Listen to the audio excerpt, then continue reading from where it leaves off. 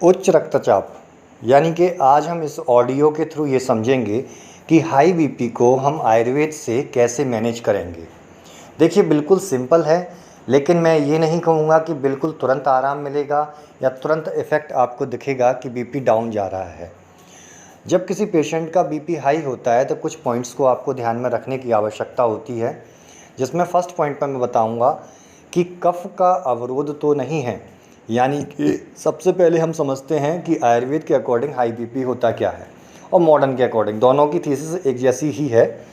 देखिए मॉडर्न कहता है कि जब हमारी आर्टरीज़ में कुछ अवरोध होता है या आर्टरीज़ में कोई प्रॉब्लम होती है तो उसके कारण हृदय जब ब्लड पंप करता है तो वहाँ पर ब्लड वेसल्स का साइज़ कम होने के कारण या वहाँ पर प्लेक जनरेट हो जाने के कारण वहाँ पर ब्लड आगे सर्कुलेट होने में प्रॉब्लम होती है, जिसकी वजह से हार्ट के ऊपर प्रेशर आता है। इसको अब आयुर्वेद के अकॉर्डिंग यदि हम समझें तो उसको हम कफ अवरोध के नाम से भी समझ सकते हैं। कफ दोष जब हमारे स्रोतों का अवरोध करता है तो वायु उस रक्त का संचार कर रही होती है, जिसकी वजह से कफ अवरोध युक्त वायु से बीपी एकदम बढ़ जाता है, यानी आर्टरीज पर प्रेशर पड़ता है, उसी को हाई बीपी हम कहते हैं। दूसरा पॉइंट समझ में आता है कि जिन पेशेंट को पित्त की दिक्कत होती है, आप समझें पित्तम सायस्नेह तीक्ष्ण उष्णम लघु विश्रम सरम द्रवम, यानी कि पित्त के गुणों में द्रव और सर ये दो गुण बहुत मिलते हैं। और हमने ये भी पढ़ा है कि पित्त हमारी रक्त धातु के वर्धन में कार्य करता है, यानी कि जब पित्त बढ़ता है तो रक्त भी बढ़ता है, जिसकी वजह से ब्लड वॉल्यूम द्रव गुण के कारण, पित्त के द्रव गुण के कारण ब्लड वॉल्यूम ज़्यादा हो जाता है, उसकी वजह से भी बीपी बढ़ सकता है। थर्ड पॉइंट आता है वात दोष का। यदि किसी व्यक्ति में पित्त भी संतुलित है, कफ भी संतुलित है, लेकिन साइकोलॉजिकल कुछ प्रॉब्लम है, वो मेंटली कुछ स्ट्रेस ले रहा है या किसी भी कारण से वातजनक आहार विहार से या वायु का अनुलोम ना होने की वजह से, वायु बढ़ जाने की वजह से, कॉन्स्टिपेशन की वजह से कब्ज़ में भी बीपी बढ़ते हुए देखा गया है, तो वहाँ पर हम वात सामक चिकित्सा करेंगे। अब समझते हैं इस चीज़ को।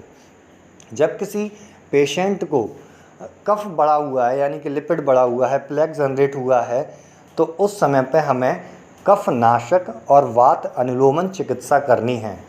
दूसरा पॉइंट, जब कहीं पर पित्त बढ़ा है और वात भी बढ़ा है तो हमें पित्त का शमन करने वाली, यानी पाचक पित्त की औषधियाँ, रक्त पाचक औषधियाँ और वायु का अनुलोमन करने वाली औषधियाँ देनी हैं। और जब वात बहुत ज़्यादा बढ़ा हुआ है तो वात का शामक, यानी वात का प्रकोप हुआ है, तो वात का शमन करने वाली औषधियाँ देनी हैं। नेक्स्ट पॉइंट आपको बताता हूँ मैं। अब वात बढ़ता किन कारणों से, आप वात किन कारणों से बढ़ता है उन पर जोर देते हैं। वात बढ़ने के ज़्यादातर संहिताओं में 2 पॉइंट बताए गए हैं। नंबर 1, धातु का क्षय हो जाना, यानी जब क्षय होता है तब वात बढ़ता है। और जब किसी चीज़ का अवरोध हो जाना, यानी कि 2 ही कारण हैं, धातु क्षय और अवरोध। अवरोध होने की वजह से वात जाता है लेकिन टकरा कर वापस आता है, और उसके ही रिफ्लेक्स एक्शन में शरीर में वात दोष की वजह से बीमारियां पैदा होती हैं, जिनमें से हार्ट डिसीज़ भी एक है।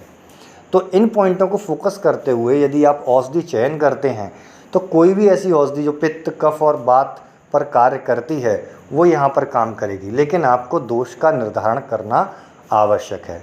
उम्मीद करता हूँ कि इस ऑडियो से आपके कंसेप्ट कुछ क्लियर हो रहे होंगे।